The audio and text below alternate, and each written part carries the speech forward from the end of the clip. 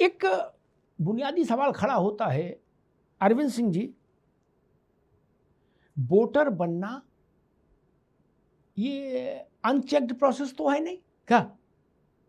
बोले यार रुक जाओ एक मिनट, अभी एक पान खा लें वोटर बन जाए, पान वाले के यहाँ नाम लिखा दिया बोले हमको वोटर बना, ऐसा तो होता नहीं। ऐसा होता है क्या अरविंद जी? नहीं ना, उसकी एक प्रक्रिया है लिखत पढ़त में। अब की जो हो गया सो गया, क्या हम ये माने कि अगली बार जब SIR हो तो ऐसा हमको घोर माठा देखने को दृश्य ना मिले? 3 लाख, 5 लाख, 9 लाख, 35%, क्या ये मूर्खताएं नहीं दिखे हमको? कोई तो मशीनरी जिम्मेदार होती होगी वोट बनाने के लिए, ये नहीं। ये आदमी अपना नाम चुप्पे से खुद ही लिख लेता है। अरविंद जी, मैं तो समझना चाह रहा हूं, फिर अगली बार हम ऐसी SIR पर ऐसी बहस करेंगे बैठकर और बूढ़े होकर? क्या कौन लोग वोट बनाने की प्रक्रिया में जिम्मेदार हैं? वो आइडेंटिफाइड है, उन पर क्यों नहीं मुकदमा हो कि आपने ये कैसे बना दिए इतने वोटर?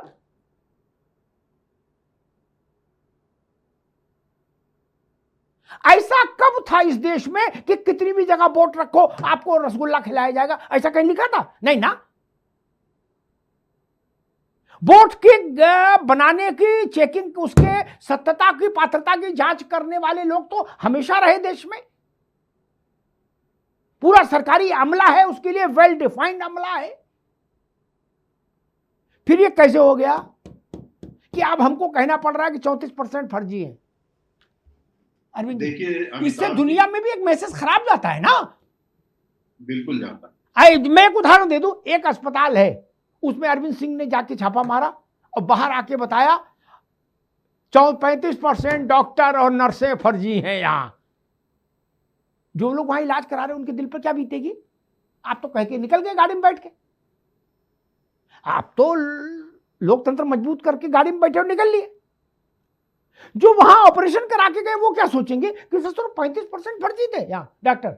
अरविंद जी, देखिए, इस प्रश्न का सबसे अच्छा जवाब कोई दे सकता है और बेहतर रूप से कोई समझा सकता है तो इस डिबेट में एक ही व्यक्ति है, उनका नाम है श्री अमिताभ अग्निहोत्री। मैं भी समझना चाहता था, लेकिन मैं अपनी बुद्धि के हिसाब से मैं आपको जवाब देता हूँ। जी, देखिए, बचपन में मैं देखता था जब वोटर लिस्ट बनती थी, प्राइमरी पाठशाला के कोई अध्यापक गांव में आते थे, एक खटिया पे बैठते थे, आसपास के 4 लोगों को बुलाते थे, उनके घर में कौन कौन है, पड़ोस में कौन कौन है, आगे वाले में कौन कौन है, और वोटर लिस्ट तैयार हो जाती। देखिए, इतने नाम कटे हैं और विपक्ष कोई साक्ष्य नहीं प्रस्तुत कर पा रहा है कोर्ट के सामने कि गलत तरीके से नाम कटे हैं, जैसा कि बिहार का एग्जाम्पल सामने है। तो इसका मतलब ये सही है कि वर्तमान चुनाव आयोग का यह कहना सही था कि वोटर लिस्ट में व्यापक पैमाने पे गड़बड़ियां थी, वो गड़बड़ियां ठीक हुई है। जिम्मेदारी तय की जानी चाहिए, निश्चित रूप से जिम्मेदारी तय की जानी चाहिए, लेकिन दुर्भाग्य है इस देश में कि कुछ लोगों की जिम्मेदारी तय ही नहीं हो पाती है। आप बताइए, कोर्ट पे बोलने से हम सब बचते हैं, आज सुप्रीम कोर्ट एक फैसला देता है और उस पर कार्रवाई होती है, साल भर बाद ठीक उसके विपरीत फैसला दे देता है सुप्रीम कोर्ट और उसका व्यापक असर पड़ता है। एक सामान्य बुद्धि से व्यक्ति कहेगा कि जो पिछला फैसला था यदि न्याय संगत नहीं था, जिसको सुप्रीम कोर्ट ने अपने वर्तमान फैसले से उलट दिया है, तो गलत फैसले के कारण जो दुष्परिणाम उत्पन्न हुए होंगे उसकी जिम्मेदारी कौन लेगा? आपने देखा है, नवीन चावला जिस देश के मुख्य चुनाव आयुक्त होते थे, एक व्यक्ति चुनाव आयुक्त है और बाद में कांग्रेस के कोटे से केंद्रीय मंत्री हो जाता है। दुनिया ने देखा है। हमारे मित्र आदरणीय रवि जी कह रहे थे कि मिलिट्री के इंटेलिजेंस विंग में थे। एक तो पते को मैं ऐसा जानता हूं जहां भारत सरकार की सारी इंटेलिजेंस विंग सक्रिय रहती होंगी। एक सफदरजंग रोड, नई दिल्ली, वहां 1980 में एक ऐसे व्यक्ति का नाम वोटर लिस्ट में डाला गया जो भारत का नागरिक ही नहीं था। 82 में जब शोर मचा तो काटा गया।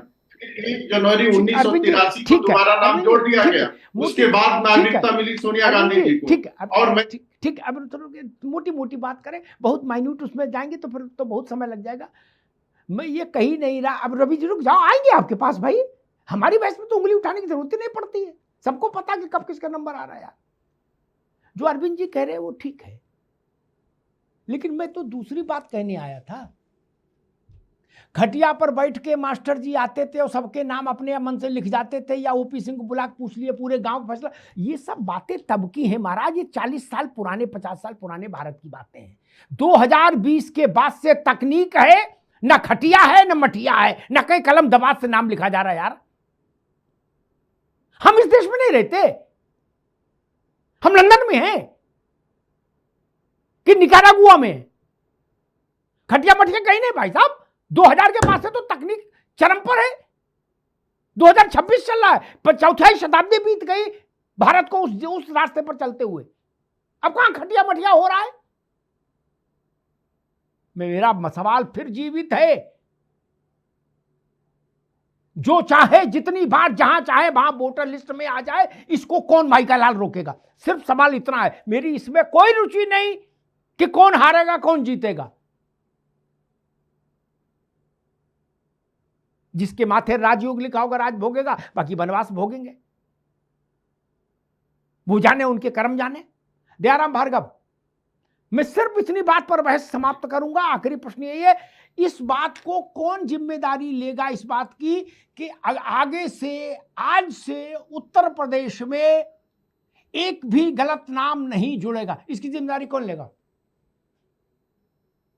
क्योंकि हम ये नहीं चाहते, ये इतना बड़ा ऑपरेशन क्लीनिंग, हाहाकारी ऑपरेशन क्लीनिंग फिर दोबारा हो नहीं चाहते। मैंने उदाहरण दिया, एक अस्पताल में पता लगा छापा मारने वाले लोग बहुत सख्त थे, ईमानदार थे, उनको मेरा प्रणाम, लेकिन 35% डॉक्टर चोर थे। ऐसा बताने के बाद आप उस अस्पताल के बारे में क्या इंप्रेशन लेंगे? भार्गव जी, संक्षेप में बस उतना बताइए। मेरी बात पहले भी पूर्णतः अधूरी रह गई। नहीं, अब बात एक पहले भी आप बता चुके, खोला की एक पूरी कहानी एक बार इसी विषय में किए थे, तो आपने खोला का पूरा कहा किस्सा बताया था। अब खोला छोड़ो, आगे बढ़ो। मैं उसी चीज मैं वही बता रहा हूँ जी।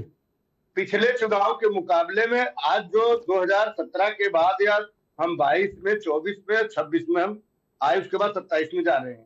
इन चुनावों के दौरान जो भी पंचायत के चुनाव होते थे, प्रधानी के चुनाव होते थे, विधानसभा लोकसभा के, सबके लिस्ट अलग अलग हुआ करते थे। और इसका जीता जागता मैं स्वयं का सबूत बता रहा हूँ, उसको अगर माने या ना माने। प्रधानी के चुनाव के लिए भाई आया राम गया राम लिख दिया गया, प्रधानी का लिस्ट आ जाती थी, उससे चुनाव होता था। जिला पंचायत में इसी तरह जो जनप्रतिनिधि होते, जिसका दबाव क्षेत्र में होता था, उसके द्वारा उसका वोटर लिस्ट में नाम डाल देता था, वोट डाल देता था। लोकसभा और विधानसभा भी यही होता था। तो कैसे हम इस बात को मान लें कि जो लोग यहाँ है वो बिहार में भी है, मध्य प्रदेश में, दिल्ली में, आप समझे लोगों के भार्गव, रुकना होगा। अरे रुको भाई, आप बात ही नहीं समझे। मैंने प्रश्न पूछा, आपको उससे उबर ही नहीं पा रहे हो, खोला फोबिया से। खैर, रवि प्रताप, अगर आप मेरी बात समझे होंगे, वही सवाल आपसे, आगे से ऐसा मैस नहीं होगा क्या? इसकी जिम्मेदारी किसी मशीनरी पर तो होगी, या हम हर एसआईआर के बाद ऐसी बहसें करने के लिए अभिशप्त रहेंगे? ये शर्मनाक है कि हमारे उत्तर प्रदेश में 2 करोड़ लोग, अपात्र लोग वोटर थे। रवि प्रताप, इसकी जिम्मेदारी कौन लेगा? अमिताभ जी, इसकी जिम्मेदारी है उसी आयोग की, जिस आयोग के पास एक टूल भी है और उसका नाम है डी डुप्लीकेट सॉफ्टवेयर। वो रन करके, जैसे आपने पहले बता दिया कि 30 जगह खाता खोलिए, एक बार केवाईसी में पकड़ जाता है तो उस व्यक्ति के सारे नाम हटा दीजिए, वो व्यक्ति जुड़वाए मेरा कहा जाएगा। और जनता और राजनीतिक दल तीनों जिम्मेदार हैं इसके लिए। दूसरी बात, अभी आपने कहा कि 2020 के बाद टेक्नोलॉजी का इस्तेमाल हो रहा है, ये अर्ध सत्य है अमिताभ जी। आसाम में एक भी इनुमरेशन फॉर्म नहीं दिया गया। 10,55,000 वोट काटे गए, 10,55,56,000 जोड़े गए, एक भी इनुमरेशन फॉर्म डिस्ट्रीब्यूट नहीं हुआ। इसी एसआईआर की प्रक्रिया में 12 राज्य में, और चुनाव हो रहा है। मैं दावे के साथ कहता हूं, बता दीजिए। और वहां 2019 में 19 करोड़ फेक यानी घुसपैठिए बैठे हैं, 12 करोड़ हिंदू, 7 करोड़ मुसलमान। लेकिन वहां चुनाव आयोग को याद नहीं आया, और ये करे खटिया बैठ के हो गया। ईवीएम पे मेरे भाई ने बात कहा, 2009 में आडवाणी जी ने उठाया, राकेश सिन्हा ने लिखा किताब, और आडवाणी जी प्रीफेस लिखे। भैया रवि जी, अब आप रुक जाओ, आगे बात। 19 करोड़ और 12 करोड़ जोड़े कितना हो गया? 32 करोड़ 31 करोड़, इतनी आबादी कहाँ है उत्तर भारत में किसी की राज्य की? कहां बता रहे हो यार? इसीलिए आप लोग गड़बड़ कर देते हो, इसीलिए कांग्रेस के बुरे दिन है। 32 करोड़ तो आबादी अभी हिंदुस्तान किसी की हुई नहीं। उत्तर प्रदेश की आबादी अंदाजा है कि 2040 में जाके 30 करोड़ होगी, आप 32 करोड़ पहुंचा दिए यार। इसीलिए गड़बड़ घोटाला कर देते हो आप लोग, इसीलिए ऐसी लिस्टें बनती हैं, इसीलिए ऐसी लिस्टें आती हैं। अशोक जी, अगर आप मेरा सवाल समझे होंगे तो मेरे ऊपर बड़ी कृपा होगी। क्या कौन जीतेगा कौन हारेगा, राष्ट्रीय अध्यक्ष जी को अच्छा लगेगा, भाजपा के अध्यक्ष जी को खराब लगेगा, हमें इससे कोई मतलब नहीं। हमें जानना चाहते हैं कि वोटर में ऐसी ही मनमर्जी वोटर बनाने में चलती रहेगी कि चलो गुड्डू तुम्हें वोटर बनवाना है, क्या मेरे समोसा ले लो, हाथ में ले लो, बैठो, चल वोटर बना, ऐसे ही चलेगा क्या? और हम हर बार ऐसी बहस करते रहेंगे कि 2 करोड़ हटाने पड़े, 3 करोड़ हटाने पड़े। ये आए कैसे, मसला ये है, मैं समझना ही चाह रहा हूं। और रुकेगा कैसे अशोक जी? देखिए, रुकेगा कैसे और आए कैसे, हाँ, ये दोनों चीजें मनसा पर डिपेंड करती कि मनसा क्या है। अगर मनसा सही है तो न गलत पहले होता, न सही करने की तरह जरूरत पड़ती। मनसा नहीं सही है। देखिए, आपने टेक्निकली बात कही, आधार कार्ड और पैन कार्ड और केवाईसी सारी बातें कही। हमारे राष्ट्रीय जी ने भी इसी तरह की बात कही थी कि वोटर लिस्ट को आधार कार्ड से लिंक कर दिया जाए तो फिर बवाल खत्म हो जाता, ये वोटर चार्ज जगह रहेगा नहीं। लेकिन मनसा, फिर सवाल होता मनसा, वोटर लिस्ट के शुद्धिकरण के लिए जो कि भाजपा करती है या अपडेशन हम लोग कहते हैं उसको, इसके लिए तो फॉर्म 6, फॉर्म 7, फॉर्म 8 ये कोई याद नहीं प्रक्रिया थोड़ी ना है। फॉर्म 6 जोड़ना है, फॉर्म 7 घटाना है, फॉर्म 8 मृतक लोगों का नाम हटाना है, इधर से उधर लोगों का नाम हटाना, ये सारी प्रक्रिया लगातार चलती आ रही। और सरकारी मतलब लोग करते हैं, बीएलओ करते हैं, चुनाव आयोग के लोग करते हैं, पूरी प्रक्रिया फर्जी कैसे हो सकती है? अभी पंचायत चुनाव का वोटर लिस्ट आया था जी, उसमें वोटर की संख्या ये जो विधानसभा चुनाव से ज्यादा थी। कैसे? पंचायत चुनाव का भाई राज्य निर्वाचन आयोग देखता है, लेकिन आप बताइए कि पंचायत चुनाव में वो वोटर इनवैलिड या अवैध कैसे हो जा रहे हैं विधानसभा चुनाव में? एक कौन सी टेक्नोलॉजी है भाई? इस बातें तो मतलब बिल्कुल समझ से परे है। तो सवाल फिर मनसा क्या? ठीक, ये सवाल सिर्फ और सिर्फ चुनाव आयोग की मनसा है कि विपक्ष को कभी भी सत्ता में ठीक, आने मत दो। ठीक अशोक जी, ठीक, अभी रुकना होगा। अशोक जी की बात चतुराई भरी है और अर्ध सत्य है। वो कैसे अर्ध सत्य है मैं बताऊंगा। ओपी सिंह जी से बात कर लूं जरा, मैं अभी अंत में जब टिप्पणी करूं तो बताऊंगा अशोक जी आपकी बात लोडेड है क्या, उसमें मंशा थोड़ी गड़बड़ है, मैं बताऊंगा कैसे। ओपी सिंह जी, मूल सवाल मुझे इससे मतलब नहीं कि ये जो आई है ये अच्छी है खराब है, मेरी कोई टिप्पणी नहीं। आयोग ने जांचा होगा, ठीक ही जांचा होगा, मैं कोई आक्षेप नहीं करता। लेकिन मैं समझना चाह रहा हूं अगली बार, आज डाटा आ गया, इसके बाद से कल सवेरे से लेके और धरती के रहने तक कभी वोटर लिस्ट में ऐसी गड़बड़ घोटाले नहीं होंगे। इसकी जिम्मेदारी कौन लेगा? या फ्री फॉर ऑल है? घोटाला नहीं कहा जा सकता।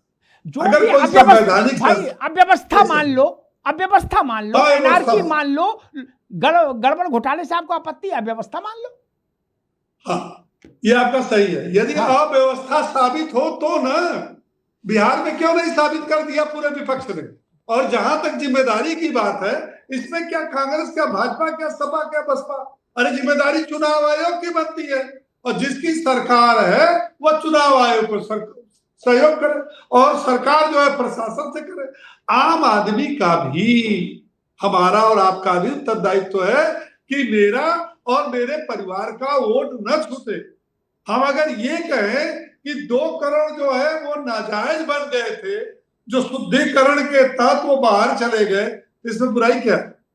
पहली चीज। दूसरी चीज, आप ये कैसे साबित करोगे पश्चिम बंगाल से, बिहार से लेकर मेरा और तेरा वोट कटा?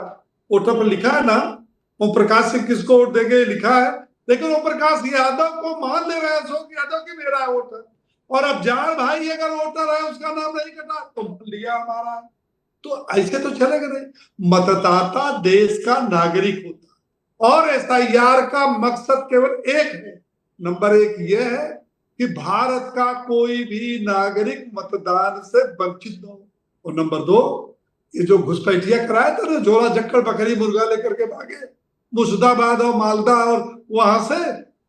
दूसरा मकसद ये है कि जो हमारे देश का नागरिक नहीं है या अपात्र है वो मतदाता सूची में नहीं। तीसरा तो मुझे कोई कारण आता नहीं SIR का, यही है। अब अगर अशोक यादव को और कांग्रेस को ऑब्जेक्शन है तो विथ प्रमाण सहित चुनाव आयोग जाओ, नहीं मानता है तो हाई कोर्ट सुप्रीम कोर्ट जाओ। ठीक हो जैसे आप रुकवाने गए थे, ठीक मनु सिंघवी और कपिल सिब्बल रुकवाने गए थे, ठीक है, OPC रोक लगा दिया। ठीक